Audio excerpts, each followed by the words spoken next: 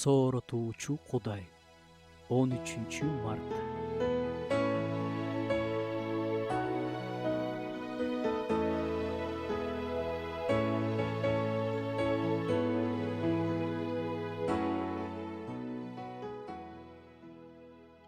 Коркпо. Адамды шыктандырган, көтөргөн, кайрат берген сөз. Бирок мындай да болушу мүмкүн.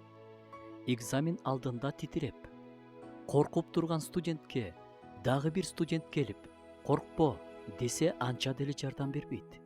Анткени ал өзү да коркуп титиреп, анын жанында турат. Ал эми биринчи кадамын таштайын деп турган баланын апасы алдына чыгып, коркпо балам, мага кел десе, ал дароо апасын көздөй басып жөнөйт. Апасы чакырып жатса, ал коркпойт.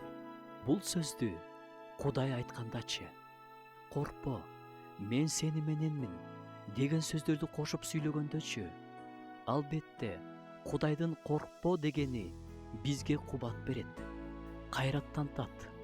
Ал коркпо десе, чынында эле коркпой эле койсок болот. Ошондуктан забурчу менен кошо, өлүм көлөкөсүнүн өрөөнүндө жүрсөм да, жамандыктан коркпойм, анткени сен мени мененсиң деп айта алабыз.